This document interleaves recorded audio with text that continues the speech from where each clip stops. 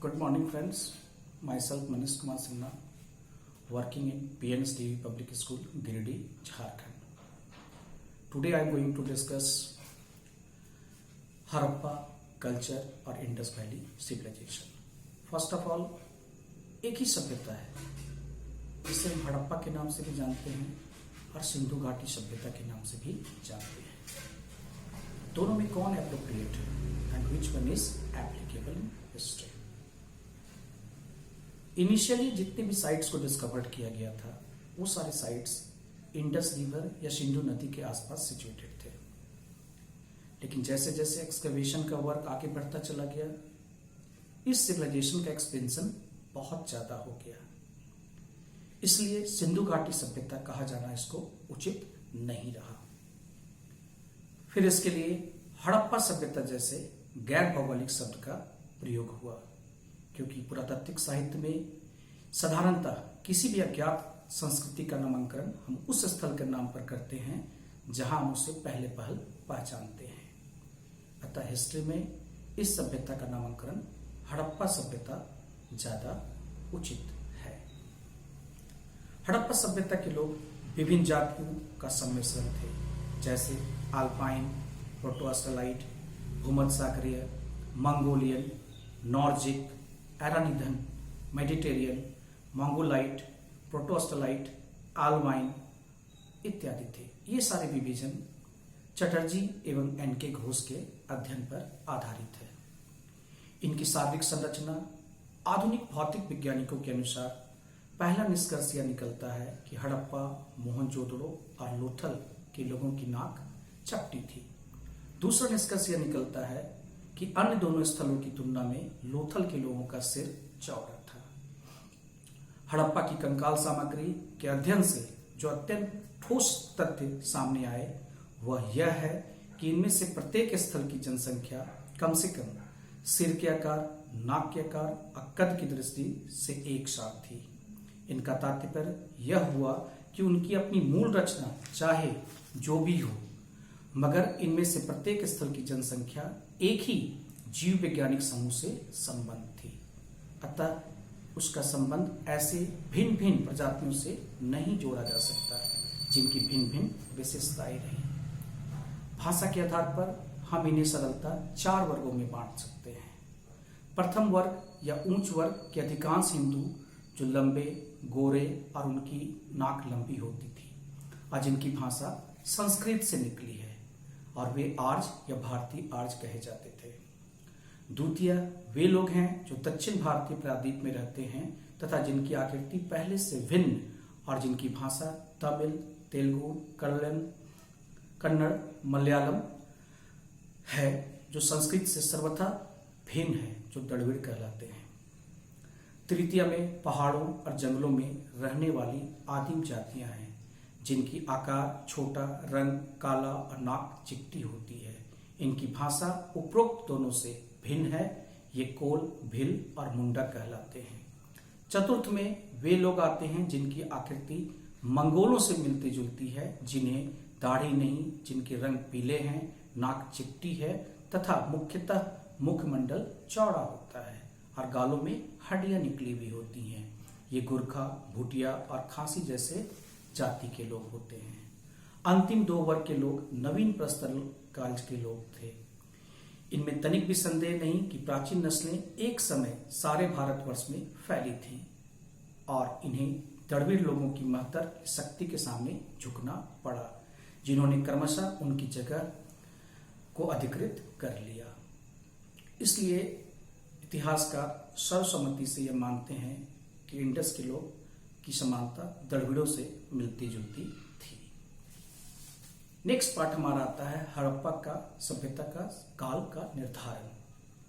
इसका तिथि निर्धारण अत्यंत कठिन काम है, फिर भी इस क्षेत्र में सर्वप्रथम प्रयास सर जॉन मार्शल ने 1931 में किया। इन्होंने इसकी तिथि 3250 से 2750 तय की।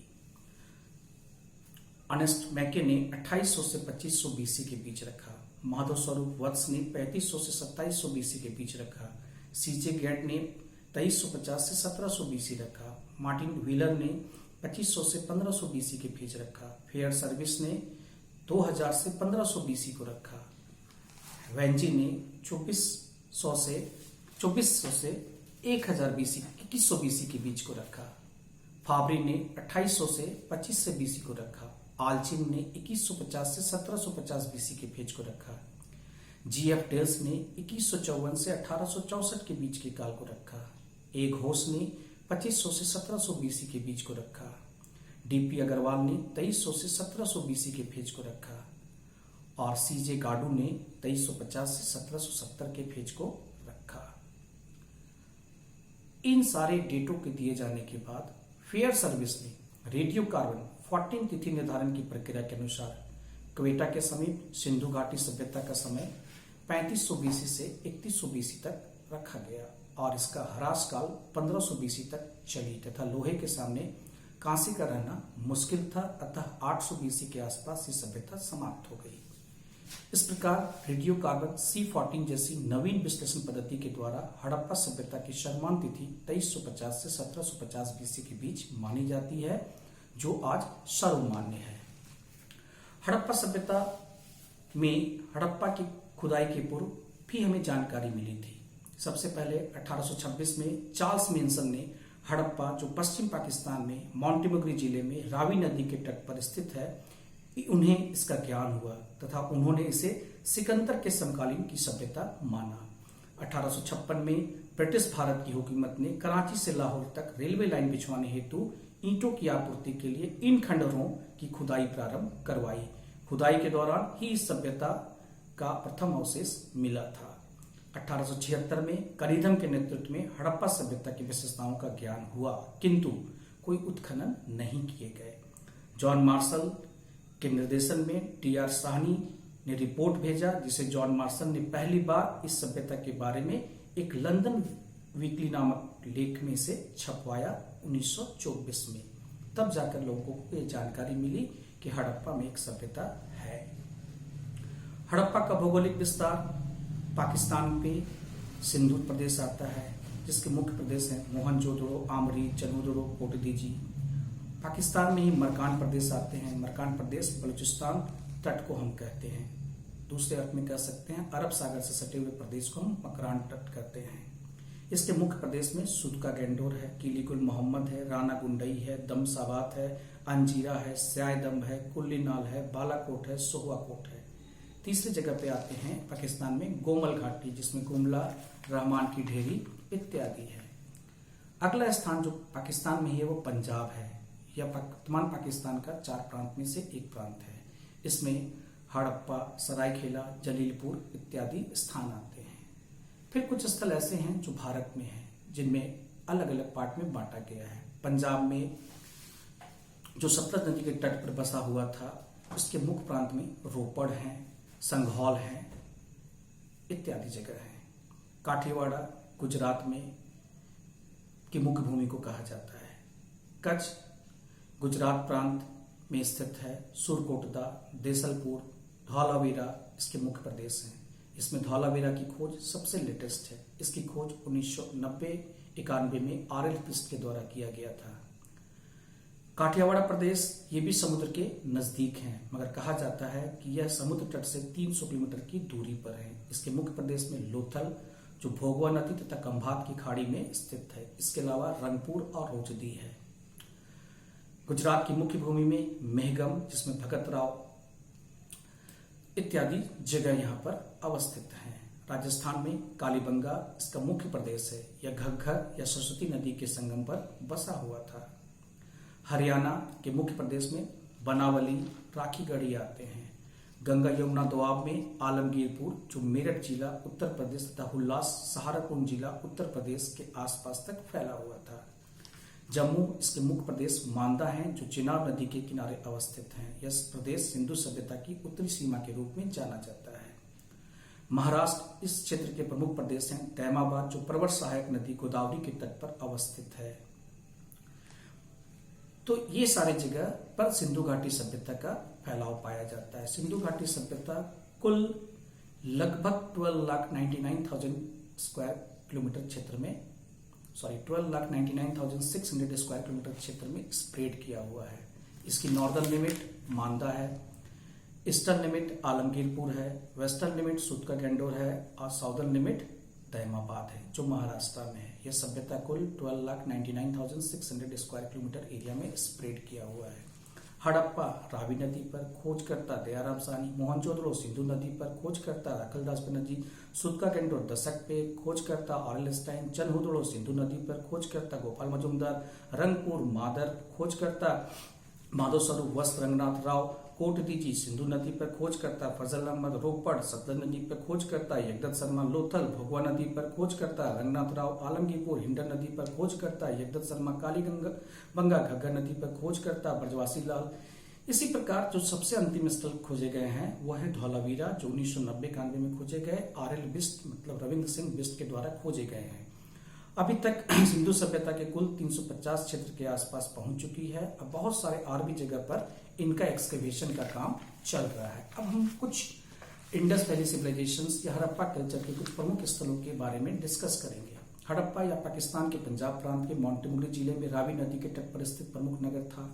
यह रावी नदी के बाएं तट पर स्थित पूरा स्थल है। हड़प्पा के ध्वंसावशेष के विषय में सबसे पहली जानकारी 1826 में चार्ल्स मेंसन ने दी। जॉन मार्शल के निर्देशन में 1921 में दयाराम साहनी ने स्थल का उत्खनन कार्य प्रारंभ कराया। यह नगर करीब 5 किलोमीटर के क्षेत्र में फैला हुआ है। हड़प्पा में प्राप्त 2 टीले हैं। पूर्वी टीले को नगर टीला, पश्चिमी टीले को दुर्ग टीला के नाम से जाना जाता है। हड़प्पा में समान आवास क्षेत्र में दक्षिण में एक छोटा सा कब्रिस्तान स्थल स्थित है जिसे समाधि 837 नाम दिया गया है। पश्चिम खंड में किलेगंदी की गई है जो कृत्रिम चबूतरा पर खड़ा किया गया है, परंतु किलेबंदी के भीतर की बनावट को आज की ईंट चोरों ने नष्ट कर दिया है। दूसरा स्थल है मोहनजोदड़ो। यह भी पाकिस्तान के सिंध प्रांत के लारकाना जिले में सिंधु नदी के पूर्वी किनारे पर स्थित प्रमुख नगर था जो हड़प्पा से 483 किलोमीटर की दूरी पर स्थित है। यह नगर करीब 2.5 वर्ग किलोमीटर क्षेत्र में फैला हुआ था। 1922 में राखलदास बनर्जी के नेतृत्व में यहाँ पर उत्खनन कार्य किया गया। मोहनजोदड़ो को मुओं का भाटा, मुर्दों का टीला, नरखलिस्तान या सिंध का बाग कहा जाता है। यह प्रदेश लारकाना के मैदान में सिंधु नदी के तट और पश्चिम नारा नहर के बीच एक पतले भूभाग में स्थित है। ऊंचे टीले का स्थानीय नाम है। यहाँ पूर्व और पश्चिम दिशा में प्राप्त 2 टीले हैं। मोहनजोदड़ो के पश्चिमी भाग में स्थित दुर्ग टीले को स्तूप टीला कहा जाता है क्योंकि यहाँ पर कुषाण शासकों ने स्तूप का निर्माण करवाया था। मोहनजोदड़ो का पश्चिमी खंड अपेक्षाकृत छोटा है पूर्वी तट के। इसका संपूर्ण क्षेत्र गारे और कच्ची ईंटी का चबूतरा बनाकर ऊंचा उठाया गया है। इस सारे तंत्र के आसपास कच्ची ईंटों से किलेबंदी की दीवारें बनी हुई है जिसमें मीनारे और बुर्ज बने हुए हैं। इस किलेबंदी हिस्से के मुख्य प्रवेश मार्ग का अभी तक पता नहीं चला है। मोहनजोदड़ो के 8 बार पुनर्निर्माण होने की पुष्टि पुरातात्विक साहित्य में किया जाता है। अगला स्थल आता है लोथल। इस क्षेत्र में उत्खनन कार्य रंगनाथ राव के नेतृत्व में 1954 में प्रारंभ किया गया। यह प्रसिद्ध स्थल गुजरात के अहमदाबाद जिले में खंबात की खाड़ी के समीप भोगवा नदी के किनारे सरागवाला गांव के समीप स्थित है। यहाँ की सर्वाधिक महत्वपूर्ण उपलब्धि हड़प्पा कालीन बंदरगाह की खोज है जो भोगवा नदी के द्वारा केम्बे की खाड़ी से जुड़ा हुआ है। लोथल में गढ़ी और नगर दोनों एक ही रक्षा प्राचीर में घिरे हैं। लोथल में 2 भिन्न भिन्न टीले नहीं मिलते हैं बल्कि पूरी की पूरी बस्ती एक ही दीवार से घिरी हुई है। इस अंतर के साथ यह एक सुनियोजित बस्ती थी। यह क्षेत्र समुद्र तट पर स्थित सिंधु सभ्यता का पश्चिम एशिया के साथ व्यापार के दृष्टिकोण से सर्वोत्तम स्थल माना जाता है। लोथल के पूर्वी खंड में पक्की ईंटे का एक तालाब जैसा घेरा मिला है जिससे विद्वानों ने गोदीवाड़ा की संख्या दी है। प्राप्त अवशेषों से पता चलता है कि यहाँ के निवासी 1800 BC में भी चावल उग जाते थे। चनहुदड़ो इस क्षेत्र में उत्खनन कार्य गोपाल मजुमदार के नेतृत्व में 1931 में प्रारंभ की गई। यह मोहनजोदड़ो से दक्षिण पूर्व में करीब 30 किलोमीटर की दूरी पर सिंधु नदी के किनारे स्थित है। यह सिंधु सभ्यता के अतिरिक्त छूकर और झांगर संस्कृति के अवशेष मिलते हैं। इस क्षेत्र के छोटे से हिस्से का ही उत्खनन हुआ है। इसके बाद आता है कालीबंगा। यह स्थल वर्तमान राजस्थान के गंगानगर जिले में जो सरस्वती नदी के किनारे स्थित है। इस क्षेत्र में खुदाई 1953 में बीबी लाल और बीके थापड़ के द्वारा कराई गई। इस क्षेत्र के खोजकर्ता 1961 में ब्रजवासी लाल को माना जाता है। कालीबंगा में किलेबंदी पश्चिमी टीले की 2 पृथक किंतु परस्पर संबंध खंड है जिनमें एक में संभवतः जनसंख्या के विशिष्ट वर्ग के निवासी के लिए और दूसरा में अनेक ऊंचे चबूतरों के लिए जिनके शिखर पर हवन कुंड के अस्तित्व का साक्ष्य मिलता है। इस स्थल के पश्चिम में कब्रिस्तान है तब पूर्व में ऐसी बनावट का साक्ष्य मिलता है जिससे संभवतः अनुष्ठान कार्य संपन्न किए जाते थे। कालीबंगा के पूर्वी टीले की योजना मोहनजोदड़ो की योजना से मिलती है, परंतु दोनों में अंतर यह है, कालीबंगा में घर कच्ची ईंटों का बना था, यहाँ कोई स्पष्ट घरेलू या शहरी जल निकाय प्रणाली भी नहीं थी। अगला स्थल आता है वनवाली। यह हरियाणा राज्य के हिसार जिले में स्थित है। इस क्षेत्र में हड़प्पा पूर्व हड़प्पाकालीन सांस्कृतिक अवस्थाएं पाई गई हैं। इस क्षेत्र में खुदाई कार्य 1973-74 में रविंद्र सिंह बिष्ट के द्वारा किया गया। वनवाली अपनी योजना की दृष्टि से मोटे तौर पर सुरकोटा तथा कालीबंगा के पश्चिमी टीले से मिलता जुलता दिखाया गया है।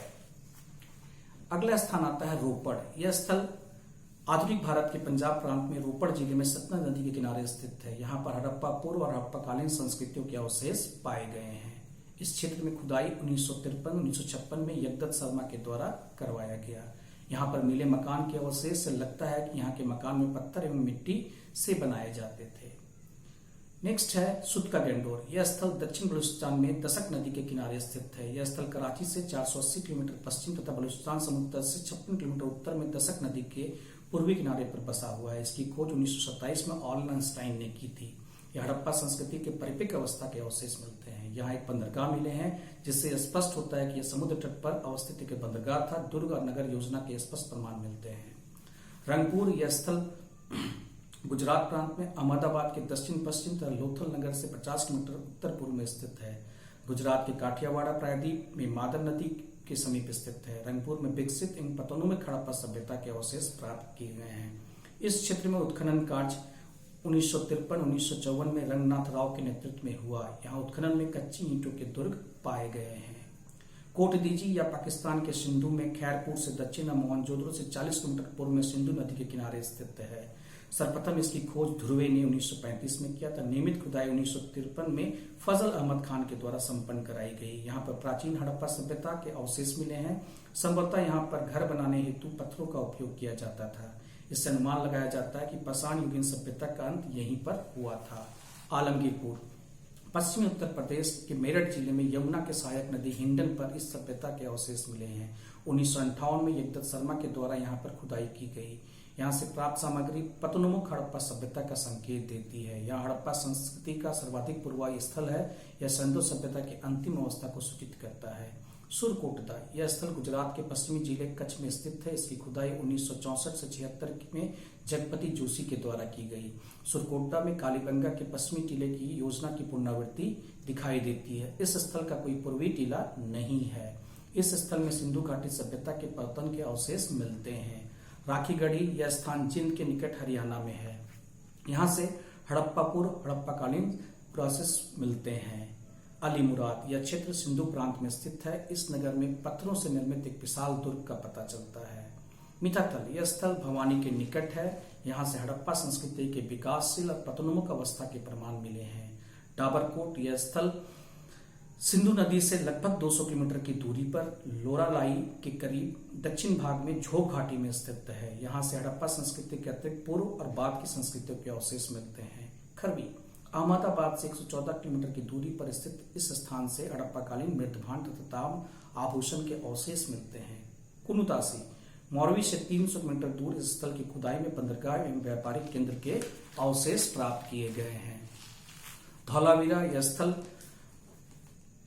धौलावीरा कच्छ के रण के मध्य में स्थित द्वीप खंडीर में स्थित है। धौलावीरा गांव खंडीर द्वीप के उत्तर पश्चिम किनारे पर बसा हुआ है। धौलावीरा क्षेत्र के मामले में सबसे बड़ा है, पर हड़प्पा तथा मोहनजोदड़ो उन्नत अवस्था में पाई गई। इस क्षेत्र गुजरात के कच्छ प्रदेश में अवस्थित है। इसकी खोज 1990-91 में हुई था। उत्खनन भी इसी वर्ष आर.एल. बिष्ट के द्वारा किया गया। धौलावीरा की नगर योजना समानांतर चतुर्भुज के रूप में की गई है। इस नगर की लंबाई पूर्व से पश्चिम की ओर है। नगर के चारों तरफ एक मजबूत दीवार के निर्माण के साक्ष्य मिलते हैं, मगर महाप्रसाद वाले भाग के उत्तर में विस्तृत एवं व्यापक समतल मैदान के अवशेष मिले हैं। इसके उत्तर में नगर का मध्य भाग, जिसे पूर्व की संज्ञा दी जाती है। इसके पूर्व में नगर का तीसरा महत्वपूर्ण भाग स्थित है, जिसे निचला शहर या फिर आवाम नगर कहा जाता है। धौलावीरा सभ्यता की यात्रा 1000 वर्षों की थी, जिन्हें हम 7 चरणों में बांट सकते हैं। तो ये सारे मुख्य स्थल थे सिंधु घाटी सभ्यता के, जिसके बारे में एक विस्तृत जानकारी हम लोगों ने शेयर किया। अब सिंधु सभ्यता का सबसे इंपॉर्टेंट पिक्चर आता है, वो उसकी स्क्रिप्ट है या उसकी लिपि है। तो इस लिपि का सर्वाधिक पुराना नमूना 1853 में मिला था। यह स्पष्टता लिपि 1923 ईस्वी में प्रकाश में आई। लिखावट समानता दाईं से बाईं और इस लिपि को हम बूस्टोफैडन लिपि कहते हैं। लेखनी प्रणाली स्थानांतर अक्षर सूचक या चित्रात्मक शैली में माना जाता है। इस लिपि को पढ़ा नहीं जा सका है। इसका एक कारण यह है कि कहीं कोई द्विभाषिक शिलालेख नहीं मिला है, अर्थात कोई ऐसा शिलालेख नहीं मिला जिसमें सिंधु लिपि के साथ साथ वही सामग्री किसी ज्ञात समकालीन लिपि में अंकित हो। ऐसा राव ने इसे इंडो आर्यन परिवार का माना है, जो ब्रह्मी लिपि के नजदीक है। सोवियत विद्वान महादेवन ने इसे द्रविड़ परिवार का माना है।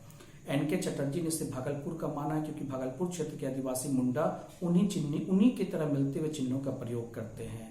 समान प्रवृत्ति यह है कि इसे या तो संस्कृत का आदि रूप माना जाए या आदि द्रविड़ लिपि कहा जा सकता है। अक्षरों की बनावट चित्रलिपि है, जैसा कि सुमेर के अक्षरों में उनकी बड़ी समानता मिलती है। लिपि की लिखावट दाहिने से बाईं की ओर है, परंतु कुछ विद्वान ऐसा मानते हैं जिसमें अभिलेख की पहली पंक्ति दाहिने से बाईं की ओर लिखी गई, दूसरी पंक्ति बाईं से दाईं की ओर लिखी गई है।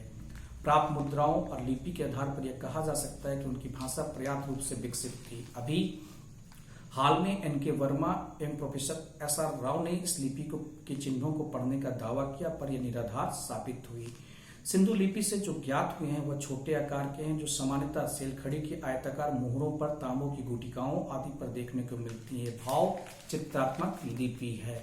सिंधु घाटी में लगभग 64 मूल्य चिन्ह हैं एवं 250 से 400 तक अक्षर हैं। 396 चिन्ह हैं, जिनमें 62 की पुनरावृत्ति बार बार हुई है। शिल्प पर मृदभांड पर 2500 से अधिक लेख, अत्यधिक छोटे लेख मिले हैं।